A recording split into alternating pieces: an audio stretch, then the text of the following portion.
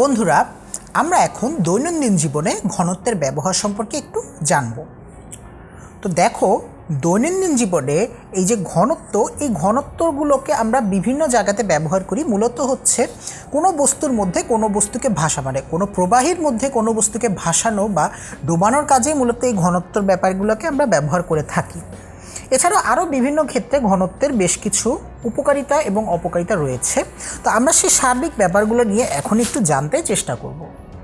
দেখো বন্ধুরা, যে বেলুনের মধ্যে যখন হাইড্রোজেন গ্যাস ভরা হয় তখন কিন্তু বেলুনটি কি হয়, কোনো প্রভাব ছাড়াই বাতাসের মধ্য দিয়ে সেটি উপরের দিকে উড়ে যেতে পারে। এটার কারণ কি কখনো তোমরা বন্ধুরা চিন্তা করেছো?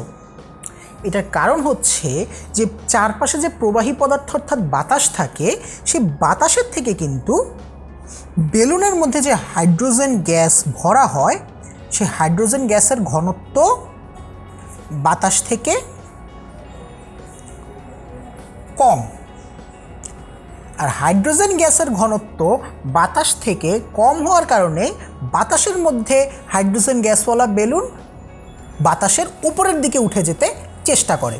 আর বাতাসের উপরের দিকে উঠে যেতে চেষ্টা করার জন্যই এই হাইড্রোজেন গ্যাসওয়ালা বেলুনকে যখন আমরা ছেড়ে দেই তখন কিন্তু সেটি কোনো প্রভাব ছাড়াই উপরের দিকে আস্তে আস্তে উঠে যেতে চেষ্টা করে। কারণ হচ্ছে বেশি ঘনত্বের মধ্যে কম ঘনত্বের কোনো জিনিসকে দিলে সেই কম ঘনত্বের বস্তুটি ভাসতে চেষ্টা করবে, আর কম ঘনত্বের বস্তুর মধ্যে বেশি ঘনত্বের জিনিস দিলে বেশি ঘনত্বের বস্তুটি ডুবে যেতে চেষ্টা করবে। সবসময় মনে রাখবে যে বেশি ঘনত্ব সবসময় নিচে থাকবে আর কম ঘনত্ব সবসময় উপরে থাকবে। তাহলে বাতাসটা হচ্ছে বেশি ঘনত্বের আর হাইড্রোজেন গ্যাসওয়ালা বেলুন কম ঘনত্বের, এই কারণে সেটি উপরে উঠে যেতে চেষ্টা করবে। এছাড়াও ঘনত্বের আরও একটি ব্যবহার আমরা দেখতে পাই হচ্ছে আইপিএসে যে সালফিউরিক অ্যাসিড দেওয়া হয় সেই সালফিউরিক অ্যাসিডের মধ্যে। এই আইপিএসে সালফিউরিক অ্যাসিডের ঘনত্ব 1.5 10⁻³ kg/m³ হতে 1.3 × 10⁻³ kg/m³ মধ্যে রেখে দেওয়াটা হচ্ছে সাধারণ মাত্রা। তো মাঝে মাঝে হাইড্রোমিটার নামক যন্ত্র দিয়ে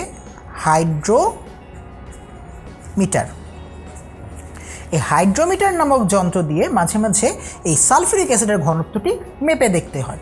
ঘনত্ব যদি কোনো কারণে খুব বেশি হয়ে যায় তাহলে কিন্তু কোষটি নষ্ট হয়ে যাবে। আর সালফিউরিক অ্যাসিডের ঘনত্ব বেশি হয়ে গেলে সেটি কম করার জন্য এর মধ্যে আমাদের কি করতে হয়, মাঝে মাঝে পানি দিতে হয়। তাহলে ঘনত্বের কিন্তু এখানে একটি ব্যবহার রয়েছে যে ঘনত্বটা বেশি হয়ে গেলে একটা বস্তু নষ্ট হয়ে যেতে পারে, যে কারণে আমাদের সেই ঘনত্বটিকে একটি নিয়ন্ত্রিত মাত্রায় রাখতে হবে।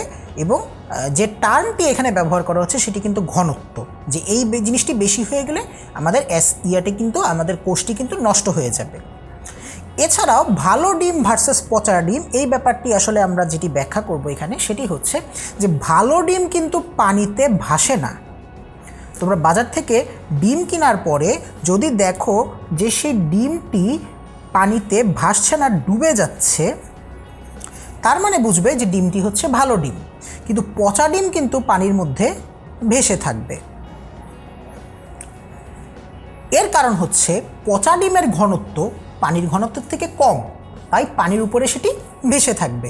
কিন্তু ভালো ডিমের ঘনত্ব পানির ঘনত্বের থেকে বেশি, যে কারণে ভালো ডিমটি পানির মধ্যে ডুবে যাবে।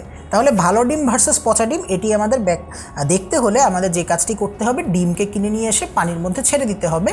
যেটি ডুবে যাবে সেটি হবে হচ্ছে ভালো ডিম, আর যেটি না ডুবে যেয়ে ভেসে থাকবে বুঝতে হবে সেটি হচ্ছে ভেজালযুক্ত, এবং সেটি অবশ্যই আমরা খাওয়া পরিহার করব। এছাড়াও বন্ধুরা দেখো যে ডেড সি নামে বা মৃত সাগর নামে একটি সাগর রয়েছে, যেটি তোমরা নাম শুনে থাকতেও পারো, আর যদি তোমরা নাম শুনে না থাকো তাহলে যেটি জেনে থাকবে সেটি হচ্ছে যে এটি জর্ডানে অবস্থিত। এই ডেড সির মধ্যে লবণ এবং বিভিন্ন অপদ্রব্য মিশ্রিত থাকে।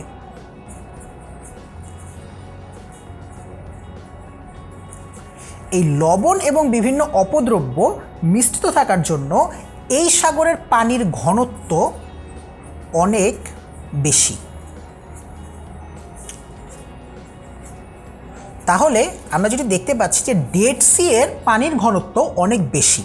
তো একটি সাধারণ মানুষ, মনে করো আমাদের যে বঙ্গোপসাগর রয়েছে সেই সাগরের মধ্যে পানির মধ্যে ডুব দিল আর ডেড সি এর মধ্যে ডুব দিল, পার্থক্যটা কি হবে?